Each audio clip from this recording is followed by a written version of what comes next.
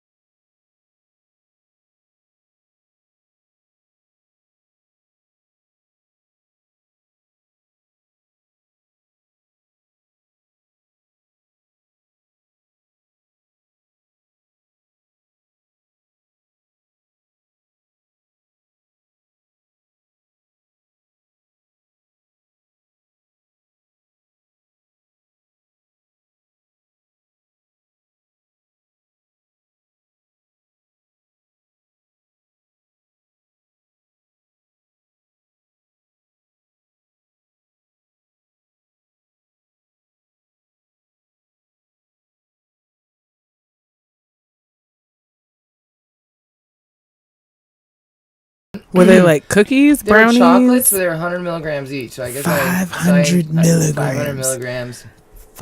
That just Is that a sounds lot? so uncomfortable. Is that a lot? Yes. Is the Well, short it's more answer. than a little. I mean, I've slept great. But then I didn't sleep so great last night. So I don't know if it was related to my sleep-a-thon from the night before. So I'm going to ask you, just how long did you sleep? I didn't sleep unnecessarily long, 8 hours. But man, they were good hours. How was your holiday weekend? It was cool. It was cool. Really, nothing too exciting. Nothing too exciting, just chilling and resting and stuff. Yeah. Okay. I'm really, really excited to get into the conversation with you. Before the show, we were kind of warming up talking about this topic. If you've been tuning into the MNM Show, you know that this is a topic that's very dear, and we talk about it a lot as Washingtonians, and that is the state of housing, of affordable housing for Washingtonians. So real quick, can you please tell us about your company, about your organization, about your work in the city for this cause? Yeah. So I'm a housing and people's platform organizer at OneDC.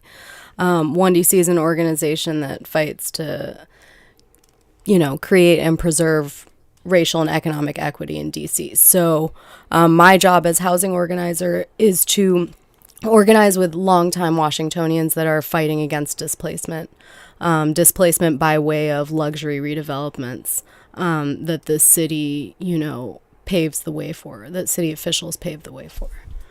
Okay. Those bastards. Right. Really? City officials. Can you tell us more about city officials? So we've been talking a lot about local elections, local government, who does what, who to talk to about these different issues. So when it comes to this issue, what city officials are you most working with to help mitigate this problem? I mean, it's really more a matter of exposing city officials that are collaborating with developers to formulate housing policy based on profit instead of based on human need. So, you can't really work with them. You just have to continuously expose them in order to put, enough public pressure on them to do the right thing, basically. Yeah. So speaking of putting pressure on them, we're right here, One Love Massive across from Howard Theater, bringing live dope music, and OneDC is located really close, right? Right around the corner? Yeah, 614 S Street. Oh man, we're neighbors for real. Yeah, we really are. I was like, I drove around because I'm really bad with directions. Did you really? Yeah, and I just was like, I could have just stayed parked at the office and walked over, but it's literally a block away. Yeah, I know. So That's awesome. No, I appreciate that. Is that where people should come for more information or to help join the organization? Yeah, definitely. I mean, people can find information on our website, onedconline.org. Okay. That gives good summaries of our work. Sign up for our mailing list. You can join as a member on there. You can see what community events we have coming up and stuff like that. That's super awesome. You know, I started working with this organization a couple years ago called Raise Your City, and they would do fundraisers for nonprofits that are located in DC, but their focus was nonprofits that reinvested back into DC. And I was shocked to find out, like, out of all the nonprofits, like, you could hold in your hand all of the ones that actually reinvest into DC. Yeah. So it's really nice to know that you work for one of them. Yeah, definitely. That's a really important point. Yeah. People. I think at the time there was like 12, like literally only 12 nonprofits in the whole city that actually like. Now this was maybe 9 years ago or so, or 8 years, 7 years. I don't know. So hopefully it's changed, but I don't know. Well, I mean, considering that there's like 8,000 nonprofits operating in the area, Right. It's Then comparatively. It's really it doesn't make sense. You know what I mean? There's so many people getting left behind here. Yeah. I mean, it's nice. Like, I care about the kids in whatever other place. You know what I mean? But I also care about the people in DC first and foremost. You know? Yeah. Yeah, well, you know, really what's happening everywhere is all connected. And I feel like with DC housing, you know, this is like the center of it, you know. Right. We're supposed to be the most progressive city in the nation on housing. The mayor claims that she's the most progressive mayor on the East Coast. We're supposed to have, you know, I think we have the highest amount of money in the Housing Production Trust Fund, like more than any other major city in America.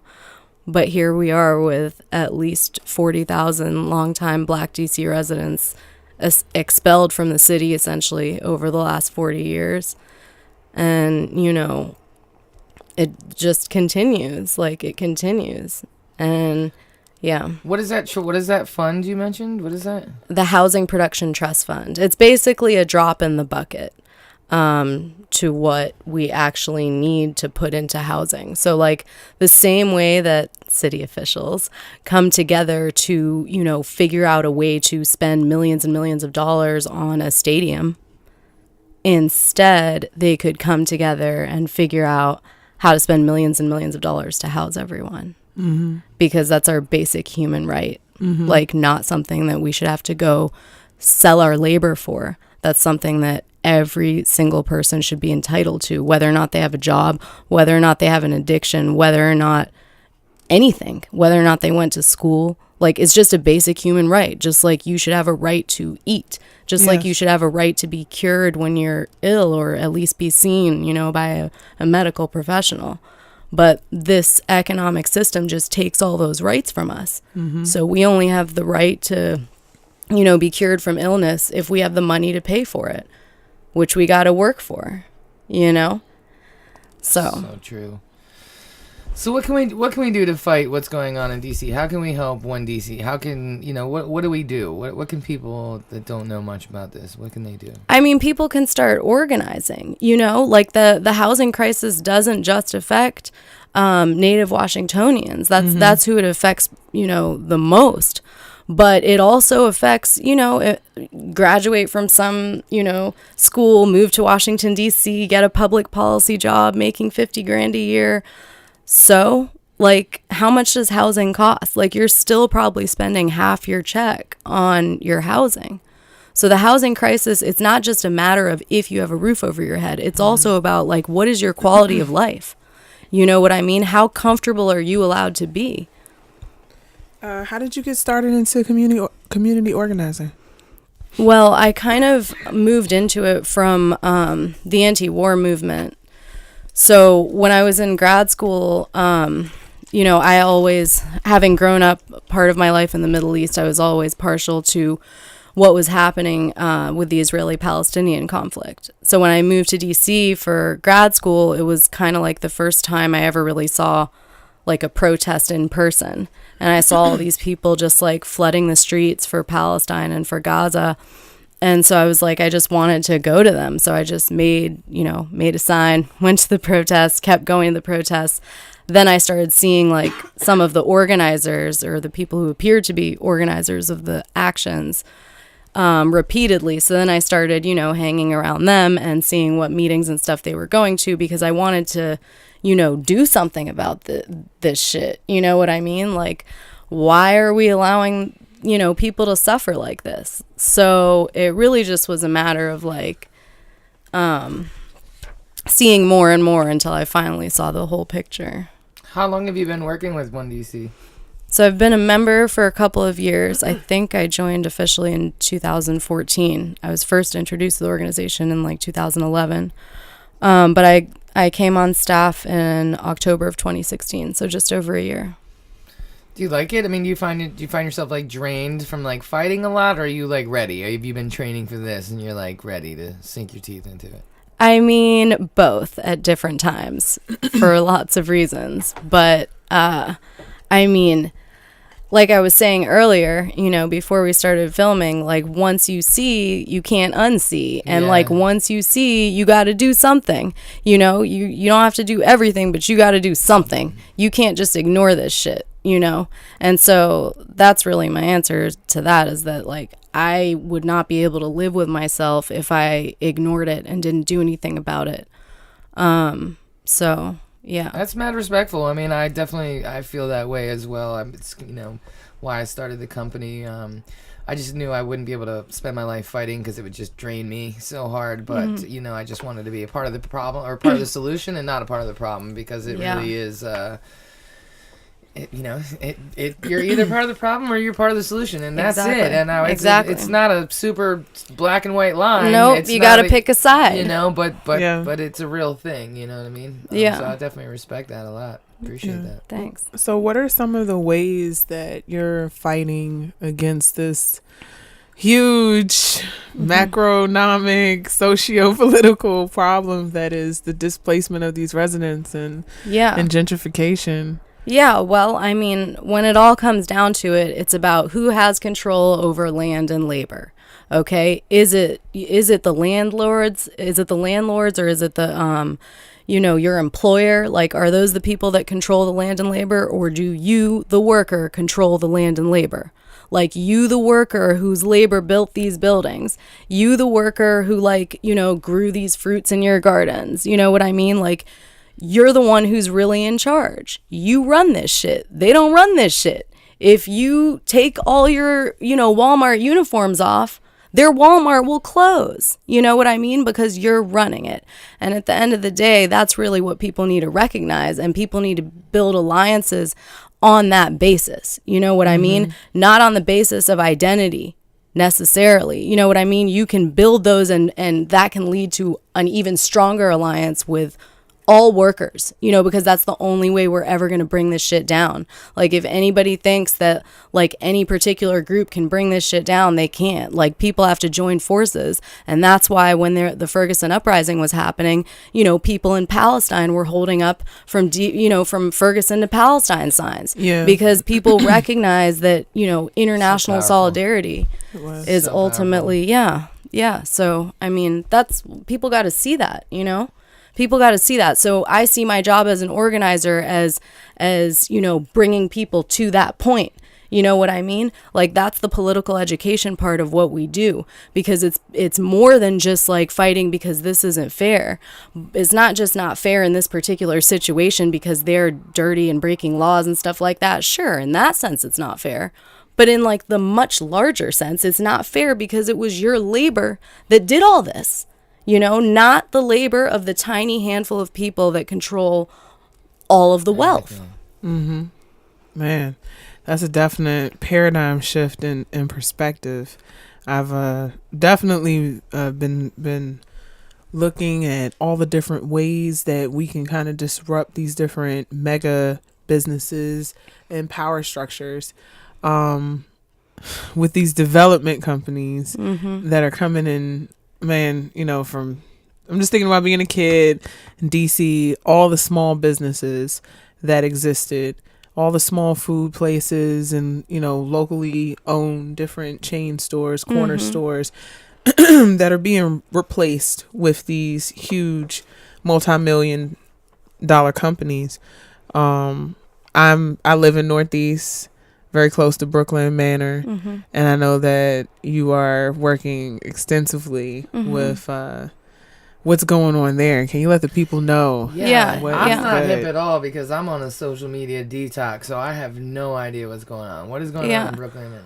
Yeah, well, the first thing is, like, they want you to live on, you know, their terms, not on your terms. That's why they always, you know, break down the community by taking away the small businesses and all the things you were talking about, because it's about you living on their terms so that they can extract as much, you know, of your labor power as possible. As for Brooklyn Manor, you know, the site of the largest proposed redevelopment in Washington, D.C., that's a site where, you know, I'm going to tell you some numbers so that you can understand how ridiculous this is. Right now, they have 535 units of affordable housing, where most, not all, but most people on the property are paying 30% of their income.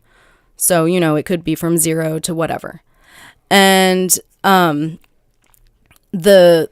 owner, you know, the so-called owner of the property, you know, I'm not sure when, like, God sent down the order to have, like, him take ownership of that piece of nature and land, but that's just a side note. So anyway, they want to redevelop, and they want to tear down the 535 units. They want to build in its place 1,750 plus luxury apartments. They want to reduce the number of affordable units from 535 to 373. They want to restrict 373 of those units. 200 of the 373 to seniors only, 62 and older. They want to eliminate all the 5 bedrooms, all the 4 bedrooms, and most of the 3 bedrooms. Mm-hmm. So, you know, that basically means that hundreds of families will be expelled from that property just on the basis of their family size and not on anything else. Not yet. Not yet. You know what I'm saying? The first thing is their family size. And, you know, the next, or maybe at the same time, is their race, their class. You know, these are working class people. And, you know, at the end of the day, in order for them to charge what they want to charge for these outrageously expensive luxury condos, they have to, you know, send out that narrative of, we're going to clean this up. You know, that's what they do. They formulate this whole narrative around, you know, criminalizing the community, first of all, making it seem like it's just a bunch of drug users and criminals. And once we clean this place up, it's going to be really nice. You know, sending out all these messages. And, you know, you go in front of the DC Zoning Commission and they're going to say, Anthony Hood is going to sit there and say, displacement is not germane to zoning. And then want to talk about, like, what type of shrubs the developers are going to have and what type of, you know, brick or whatever they're going to use. Like, that's what they wanted to talk about. I mean, it's just so, like, it's so disgusting, you know? And I mean, yeah, I don't even know where I was going with this because, I was explaining about the numbers. Well, so I mean, how is the city council and government responding to this Okay, issue? so, I mean, let me just say this about that. In the first part of the zoning process, Kenyon McDuffie, Ward 5 council member, wrote a letter in favor of the redevelopment, claiming that, like, What? this is a good move Kenyon for his... McDuffie wrote a letter in favor. Yes, in favor. Kenyon McDuffie also, you know, while the tenants were fighting for, like, their homes at the zoning commission, he was with 8 other council members in Las Vegas courting developers. Okay. Like, you know, what really blows me is that this is common knowledge at this point. Like, it's out in the open. 8 DC council members or 9 DC council members, whatever the number was, are in Las Vegas, you know, talking to such and such. I mean, come on. Are you kidding? How would you say this is different from Sursum Quarters, Mississippi Ave, It's not different. Trinidad? It's not different. What it is that developers are determining housing policy. Housing policy is determined based on what will generate the highest profits. Period. Like, it's just not based on what people need. It's just not. So when you said, like, earlier before we were on air and you said... Yeah, the question. Yeah, ask the question because I'm trying to remember your exact wording. Yeah, man, macroeconomics. I just have... Who decides the cost of housing? Who decides that these apartments are going to be, $2,200 a month? The capitalist class, the landowners, the owning class, the people who own shit. Because the average person does not own shit. Okay, we don't own like any of the factories that make things. We don't own like the grocery stores. We don't own the retail stores. We don't own the modes of transportation. We don't own any planes. You know what I mean? We don't even own our houses because they could be seized, even if you did own it, they could be seized if you don't pay your taxes. So like, what do you own? So when not other people, but when a tiny number of people and, corporations or whatever are controlling all of that, and like now they're telling you you're living on their land, like says who? Like who decided that you own the water? You know what I mean? Are you crazy? You're just going to go and take the water and not leave any for anyone else?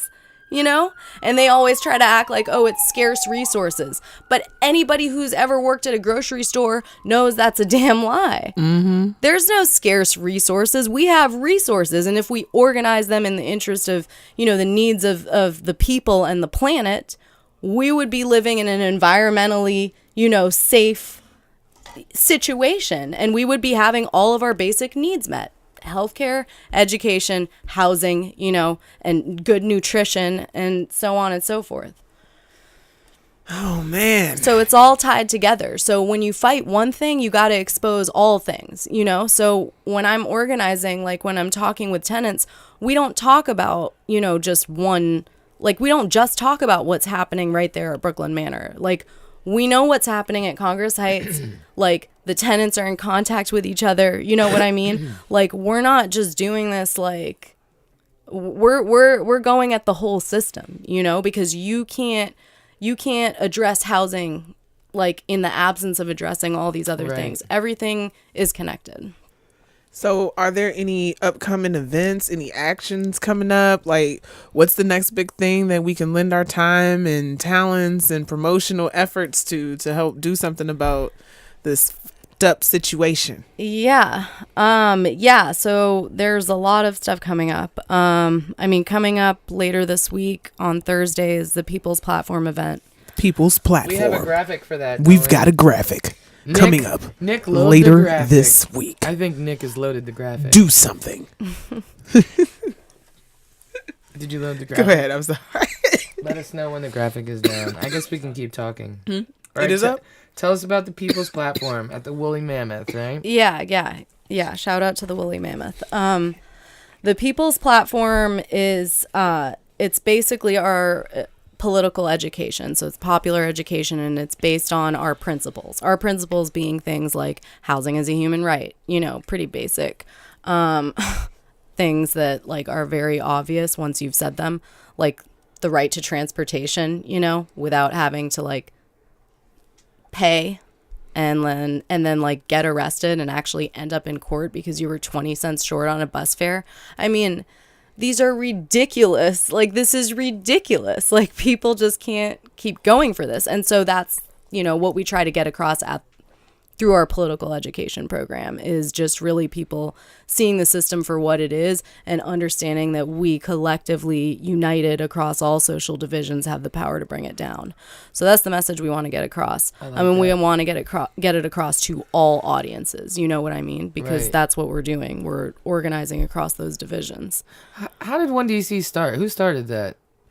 OneDC started 10 years ago, and it came out of another organization that was doing like, co-op work and things like that. But they recognized, the people who founded it, that, something that was missing from like getting people like housed was organizing, like something in terms of what to do or like how to begin to address the issue, how to build power, you know what I mean? Power in like numbers and alignment on like politics, And I'm talking about radical politics, of course. Right. I like it, man. I'm really into it. I've heard about OneDC for a long time, but I didn't know. I definitely really appreciate your like passion and your, Yeah. Thanks for having me. Yeah, man. Absolutely. I definitely want to learn more and do more. The event definitely sounds cool. We talked about Brooklyn Manor. Okay, she also wanted to ask about Chairman Phil Mendelson and Elissa Silverman. What do they think? I know Mendelson. Who's Elissa Silverman? Do you know who that person is? You probably know who that person is. Yeah, she's one of the council members. But Elissa Silverman actually she and David Grosso came together and wrote this letter basically saying that the small number of affordable units that Mid-City Financial, the developer, is offering Brooklyn Manor tenants is insufficient to meet their needs.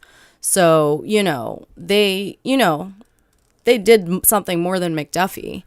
And none of the other council members, no comments to my knowledge. So, but like I said, we don't count on them. You know what I mean? Right. What we're doing is, we're using their system to expose their crooked ways, in order for them to basically acquiesce to our will. What about, do you think there's any, are there any other politicians or people that are on the right side of these fights that you could, Yeah, that was my next question. Who is good? Yeah, who should the whole thing? Do we just need to fire all of them? What's going on? We just need to change how things run. We just need to we need to put in place mechanisms that put power into the control of the people, of the workers. We just need to reorganize everything. It's not about who's in power. It's about how things are organized.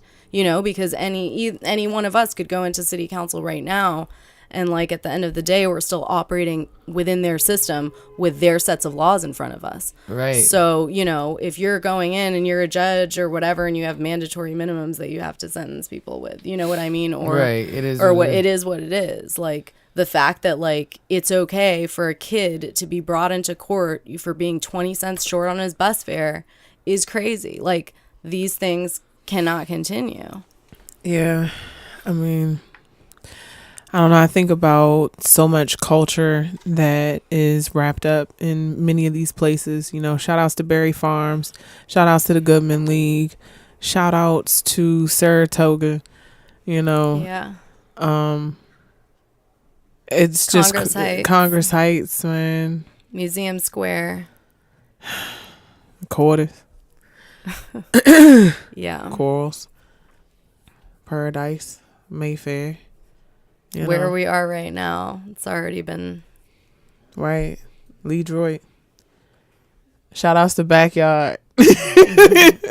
I'm a go-go head, and it just feels so weird now listening to some old songs as they're calling out all these neighborhoods. Yeah. And so many of them are just disappearing. It's just, it's crazy. Yeah, people can't stand for it anymore. They have to stop it. There was a short and little known program that Mayor Berry did in the early 90s, and where I live now is an example of it. He had this apartment complex, and he had a row of townhouses, and he had single family homes. It's one block right off Saratoga.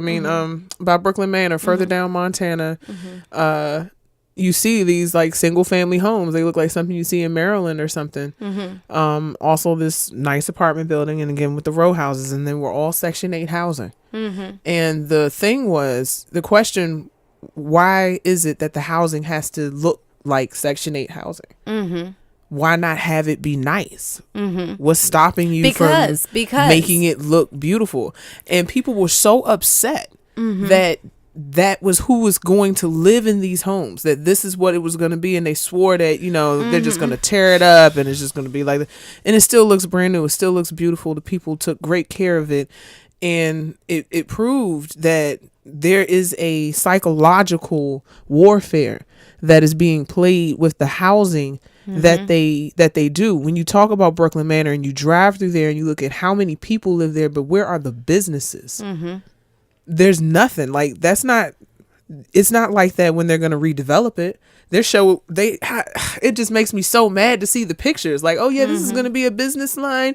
We have retail and all these restaurants. Why can't we have that now? Right. What are they trying to say? And they showed that slightly with Rhode Island Row. That is income-based housing. And I mean, you see right there by the metro. What's wrong with that?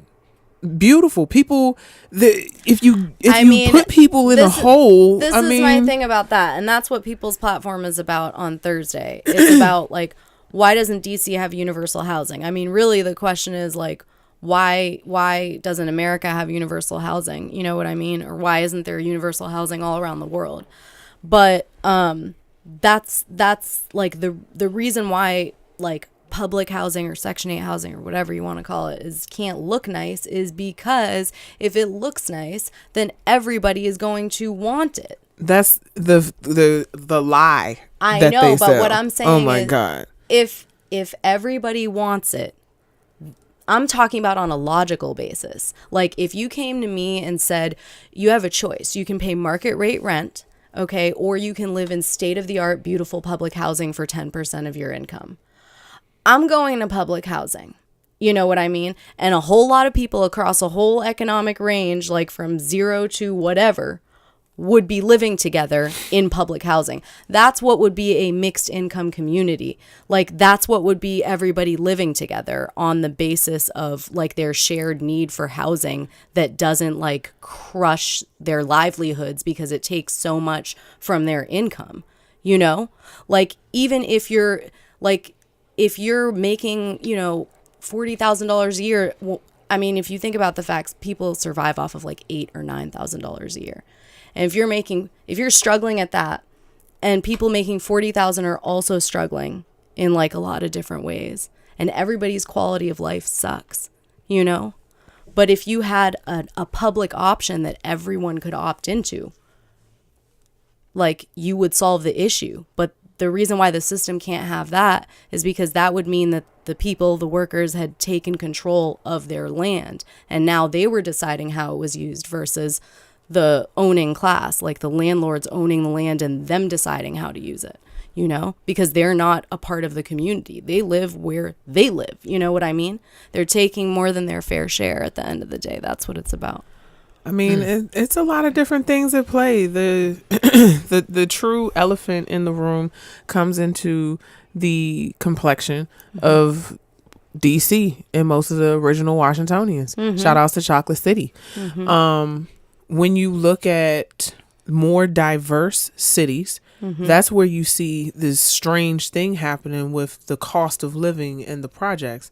When you go to other cities that are large, but the people of color, that population isn't so large, it's cheap as fuck to live there and live nice, have a big old house, beautiful. When we are the extreme minority, a funny thing happens. All of a sudden, everything's good. Hospitals all good. Exhibit Virginia, exhibit Mo County, exhibit, you know, the other 20 counties of Maryland. And they got trailer parks out there, but for some reason, they don't diminish the resources, you know, in terms of the food deserts, like all of these different things that they put on top. It's bigger than just the housing. It's the lack of libraries. It's the lack of parks. It's the lack of playgrounds. It's all these different things that are missing. It's everything they steal from you. And at the end of the day, there's some people they steal more from than others, so that those people can turn around and steal from people that have a little bit more than them. You know what I'm saying? So that's why racism plays like such a key role in how they're able to do what they do, because without it, like they can't continue. You know what I mean? Once upon a time, it cost a lot of money to live out in PG, but then when black people started moving out there, they dropped the wealth out of those houses. Like it's crazy. You can't win. No. But I do think that the first thing in your passion with educating people, that's where the grassroots movement happens, because it's gonna take that. Like I remember when they closed DC General, my mom was out there protesting, and it struck me that the entire city, at least every resident of Southeast, wasn't out there protesting for this hospital to stay open. Like, don't you understand? This is your life. This is your life. And the people who are out here, they don't even live in Southeast. But they've sold people so many illusions by that point. You know, so many illusions have been sold. Like, I could make it too if I did this or that. You know what I mean? People are trying to fight their way through, and they end up living day to day. And then just like, you know what I mean? So that's why, like, you're right, like the political education, like that is the key part. You know what I mean? But also the solidarity, because that's really what political education is demonstrating solidarity. You know what I mean? So like when I go into Brooklyn Manor or wherever, like people know, like this, like we're coming in solidarity to like work with you, you know what I mean, and be led by you to fight this fight. You know, we're not coming in like, it's not like education in the teaching sense. You know what I mean? It's like building community. You know what I mean? Teaching people how to relate, like how to like trust each other, basically, you know? Yeah. So, and that's when you see like the strongest fights, you know, that you're going to see are the ones where like is a really strong, tight knit community and people really care about each other. You know, they know each other's names. They know where their kids go to school. They babysit for each other, like people that are tight, not people that are living like individualistic lives where they don't know what's happening with the people around them and they don't really care because all they're doing is trying to get what's theirs, you know? So. Yeah, man. And education is key, man. Knowledge is power. Feeling really informed and excited. Yeah. So we got, what's that, the Woolly Mammoth date flyer? So Thursday, January 18th, yes. 5:30 to 8:30 p.m. at the Woolly Mammoth Theater. Okay. It's close to the Gallery Place Metro. You can go to onedconline.org/events and see the flyer on there. onedc.org/events. onedconline.org. Okay. I was saying online on purpose.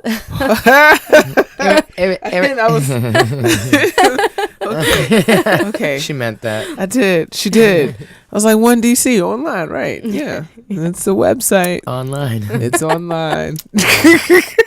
OneDConline.com/events. .org. Oh my God, J Mills. I like to give a shout out to cannabis sativa. Yeah. www.onedconline.org. Yes. /events. Exactly. That was pretty good. That was perfect. I couldn't have done it. Third time's the charm. I couldn't have done it. So when you're not busy fighting this madness, yeah. What do you do to keep your mind, like, you know, it's all about self-care. We haven't asked the zombie question in a while. Oh, we haven't. But let's talk about self-care first. What do you do? What do you do to like keep your mind quiet from all this, or does this just rattle around the edges constantly? You know, I mean, there's got to be something you can do, right, to escape from this, so you can come back and fight all this. Like, you know, do you spa? I mean, no, none of. I mean, I travel from time to time, just, like, but randomly beat people up in the street. No, no. People that look like council members. Come here. No, she's an upstanding I've never gotten citizen close enough. of the world. Yeah, she's not a threat, ladies and gentlemen. No, I mean, honestly, I hate when people ask me about self-care. That's like one of the things, because one of our things at OneDC is health and wellness, of course. So we always are supposed to ask each other about self-care. And I'm just like, you know, to me, like self-care is being as organized as possible, as disciplined as possible. You know what I mean? Like getting things done when they need to get done in the amount of time they need to get done, getting all the people into the right places, like all of that, that's self-care, because I can have a clear mind and like move forward, as opposed to like having to escape, you know? Why should I have to escape if things are getting done like how they're supposed to? So it's just, my self-care is just like, how organized can I get? You know what I mean? Man, I need to hire like 10 people like you, man. You got any relatives looking for work? Seriously. No, I can dig that. I work all the time. I work 7 days a week, you know. I got a day off here and there, but not really. Mm-hmm. And I don't mind it at all, but self-care is important. Lady. No, I agree. I agree. Can't always be about the Post-it notes and the highlighters. No, you know? When's your birthday? April 26th. Oh, okay. What is Yeah. that? Taurus. Yeah. Yeah. Down to earth. I have a friend named Hibba who would indeed. love you. She's like crazy organized. She's probably at home like, oh my God, I need to meet this woman. Seriously. That's awesome. That's funny. Well, we do have a zombie question. Okay. So What's the zombie question? the zombie question is, Yes. the shit has hit the fan. Uh-huh. It's a zombie apocalypse. It's going down. DC is in flames. Yeah, man. And the power is off. Mm-hmm. What do you do? Wait. Oh, wait. I jumped way ahead, didn't I? Oh, shit. I'm going to pass it. Stop the question. Go ahead. You're supposed to keep going. Okay. Now, we did have a show once about disaster preparedness, in which Yeah. case that would be where the question stopped. But no, Okay. that's not really the Oh. question Well, is. What's the okay. question? You. So, because I was gonna answer that. really, Yeah. She's prepared. as okay, shit, let's dude. go She's with it. We got organized. time. I was just gonna say, like, you get all your neighbors together and you build a small city from like nothing. You just start over again. So she's gonna be. So She's coming to good. Fort Washington. I'm trying to steal someone's She fucking is yacht and coming to shit. I'm Fort- on a whole other plane. I She's mean, in the it's plan. a free for all at that point. You're You know coming what I to mean? Fort Wash. yeah, Fort Okay. Wash Posh right there. Our plan is to commandeer a vessel, a cruise ship, a large one. Okay. Several. Well, first we're if gonna steal possible. a smaller boat Yes. down at the wharf, probably. To get to Fort Wash, we'll get a bigger So- boat Yes. that will take to Baltimore to commandeer vessels that hold thousands. and then we can save everyone. That's Now, on this boat, Hmm. theoretically, Yeah. you can have any artist. I forgot about this part of the question. I I'm was so like, this glad is the you're here. You can have 5 artists Oh, 5. on the boat to jam out for time while we avoid zombies. I thought it was 3. Was it 3? 3. 5 was the top 5 of the year. Oh, okay, my bad. 3. 3. 5 is like, I mean, fuck, you know. I You got, like, mean, every genre covered. I at that just point. I'm not really a person that like has favorites. I listen to a lot of different things at different times depending on my mood. So, you know, like Well, it could be you might die. So, what would you? I mean, what kind of music do you listen to? That? I would Lauryn Hill, you know, Hope maybe she doesn't some miss the boat. what? Hope she doesn't miss the boat. Yeah. Well, Jesus Christ. I'm not I'm usually. The I'm one talking hating about a on long Lauryn time Hill, ago. right? Yeah, So. like early '90s Lauren. Okay. Yeah, maybe even like some Alanis Morissette. Oh shit! and you. Okay. You know. Okay. Wanna know? Yeah. yeah. Still rocking. Boat. Yeah. Ironic. Yeah, don't you think? Yes. Yeah. Yeah. So, 3rd. You got 2. oh my gosh. Okay. I can't even think right now. Who else would I take with me? Maybe Erykah Badu. Yes.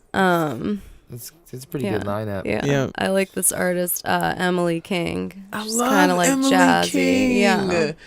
Oh man, I haven't seen her in years. Yeah.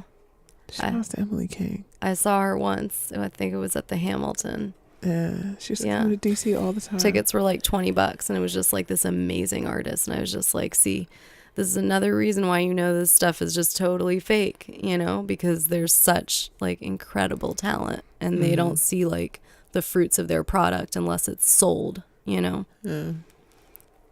So Well, I mean, you know, that's how shit works, though. I mean, so like I try to always take like both perspectives because I tend to be super black and white about things, and as I get older, that's wearing off a little bit. But, I mean, if someone owns the property, they're also like paying all the taxes. They're also taking on a lot bigger of a responsibility than other people. So I feel like... But you know that people that own more have more money, and you know that people with the most money pay the least taxes. Oh, for sure. And they pay the lowest interest rates and all that. I was in real estate finance for 13 years. Exactly. So you know they keep everything. Right, which is why, you know, but I mean, it's... But we don't get to keep much at all. And what we Right. do keep, it's got to be given right back to them because they own the land. You know what I'm saying? And they tell you where the jobs are that you can have. And they tell you who can have what jobs and how much people are going to make. You know what I'm saying? So that's why, it needs to be in the hands of the people. That's why we have to reorganize, not on the basis of greed, you know what I mean, and how much you can hoard, right? But on the basis of like how, you could all live together. You could share, is sharing. So we have to take all of their money, I think. Yeah, I mean, we have to take just like they take all ours instead of them. Have to level everything out. Absolutely. Burn it to the ground. I mean... I'm with that. Blow it up and then burn it down. That was my high school quote, actually. Yeah. I'm just kidding. That's not a real thing. I'd be would be very concerned if my high school quote was blow it up and then burn it down. I would like to think, but yeah, you might. You know, you might have gotten expelled in this climate. Class slogan, maybe not like high school thing, but maybe like class of 95 or blow it up, burn it down. Class of 99, blow it up, burn it down. Right, exactly. Context is important. It is. Oh man. Is it time for a business shout out or no? Yeah, who are we doing this week? The Woolly Mammoth Theater. Oh, the Woolly Mammoth. Yeah. What's up with the Woolly Mammoth? They've been around for a long ass time. Do they have Woolly Mammoths in multiple locations, or is that just a DC thing? Does anybody know? I'm not sure. I'm not sure. I haven't checked that. We need to ask the Woolly Mammoth machine. I had the most inappropriate thought. Nikki's not here to give me the eye. Hey. Oh, wait. We better say something smart so we can use our wisdom nugget graphic. Oh, there's a graphic? Yeah. She had all this, what? Actually, did you drop any wisdom nuggets? Oh man. I mean, you have high standards. I know. You dropped some serious wisdom nuggets. Just kidding. We just didn't call them wisdom nuggets, so that's where we messed up. We didn't call it. Unacceptable, man. Unacceptable. Space cadets, man. That's all I can say. I don't know what you're talking about. I'm so tired today, J Mills.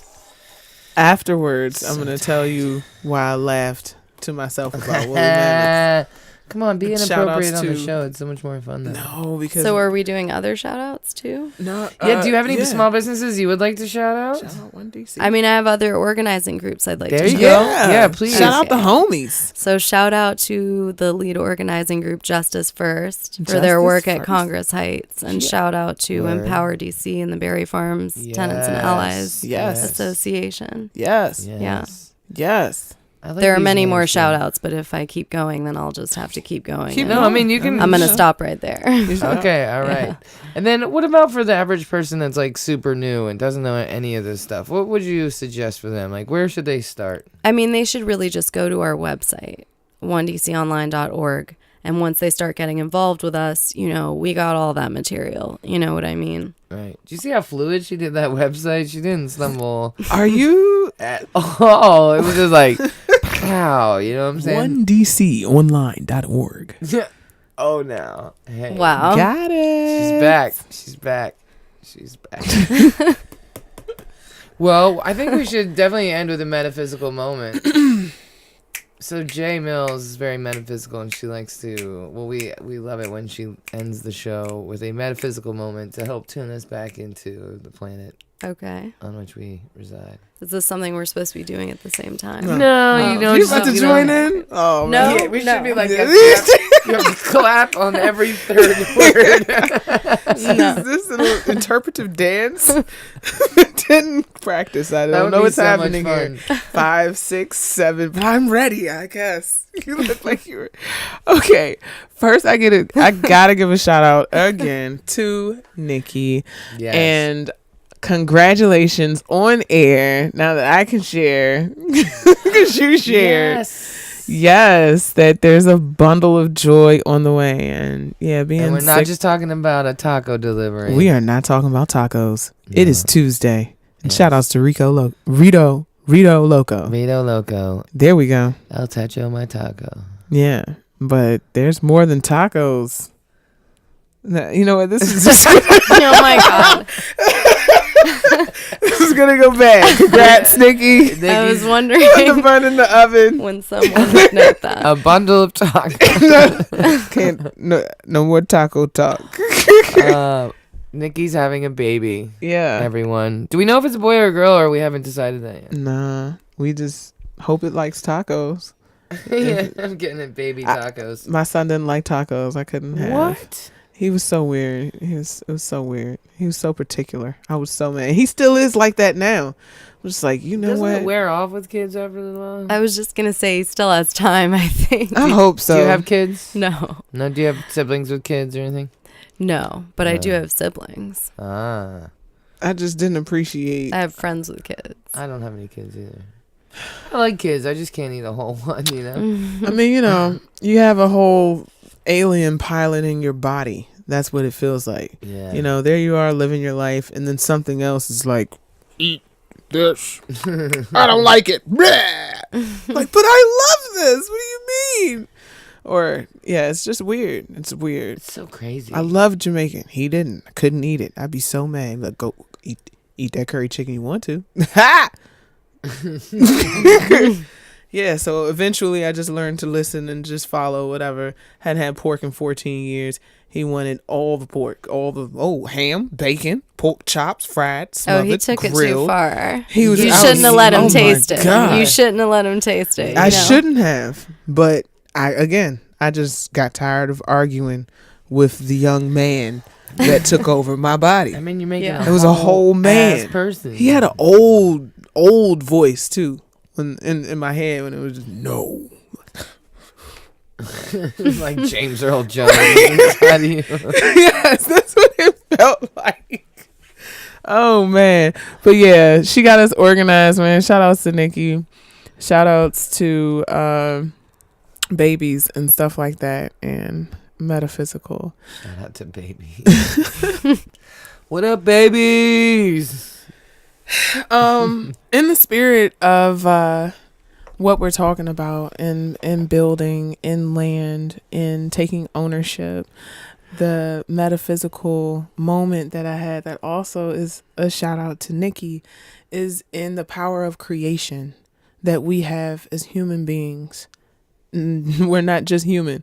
The word being is a word of change. Nothing is for certain, nothing is forever, and it is only through your actions that you can truly, truly manifest what it is to be human in this life. And there are rights that we all have. There are things that we all need, and necessity is the mother of invention. Right now, with the power of technology, we have the ability to unite in a way that this earth has not seen. It's an amazing time to be alive. And it's amazing power that we have right now to use this double-edged sword, because it can be a distraction or it can be the greatest tool ever to unite. Exactly. So in creating new life, in understanding that it starts in your mind first, it starts in your thoughts first, and then there's power in the written word. We have the power to create life, not just physically in having a child. That's like the ultimate, definition of it. But anytime you have an idea and you think it and you share it, if you actually take that next step to make it real, it's like you gave a child to this earth. You gave birth to a thought that now has life and meaning, and it affects other people. So as we are on this plane and we fight these different things that seem so immense, we have to realize that this thing that we're fighting is not one entity. It is not one person. It is a principle. It's a principle, and they are united in this principle, and they see each other as equals under this one principle, that you don't deserve to eat. You don't deserve to have a place to live. You don't deserve to live at all. There are those that think that, and then there's also those, they call us indigenous to this planet. They call us natives. They say we're tribal, say we're cultural, food's too spicy, chicken's too salty, whatever you want to say. But these people all understand one thing, that we're supposed to be here, and everybody's supposed to live, and everybody's supposed to have a house, and we're all supposed to be happy. This country says you have the right to pursue happiness. And if you ever been around a child, you know they have a limitless joy just for no reason. We are supposed to be happy. We are supposed to be happy. But there are those that feel differently. The key is for those that feel like I feel. We got to unite under that. Forget the differences. Yeah, there are differences, different languages, different this. If you want to talk about black and white, you can look at the unity that comes under those that can say white. However, those that are not white cannot unify and say that they are anything that's the same. We have so many differences. But as we embrace the power of human being, want us to be different, be better, be loved, be bright, come together, make a change for what is right. If you're a Washingtonian, I hope that you've been listening. I hope that you visited OneDConline.org and looked at a way that you can be a part of making a change. DC is a metaphor for the world. We are fighting a battle against principles, and it is being played out on this entire planet. We're simply talking about the right to live, the right for the people who live in this place to live where they live. And everybody needs to get behind us. It affects everyone. It really does. So with that note, one love. That was my metaphysical message. Shout outs once again to Nikki. Shout outs to you. Yes, I'm Mina. doing this for that. You know? Like, I'm going to go transcribe that later and She's like, awesome, isn't she? you know, ask you to join as a member so that we can put your, like, that was just beautiful. Oh, That's man. exactly what it is. Thank you. I don't think anybody could ever say it better. Like, really. Shout outs to Cannabis Sativa. And you're a prophet, Jay. Stop being all coy and I'm just shit. an alien, you know. Yeah, I you get sure are. really high because I'm not from Earth. I'm a spirit that wears a body. That's why I like to change my hair so drastically. I love it so Don't get much. used to this. The fuck is this? You like it? Nothing. Take it off. I hate it. Psych. All right. Oh man, Nikki, we miss you. You have like the dope sign off. What did she say? How do we Catch you next time. catch you next time? It's the MNM Show. Thanks, guys.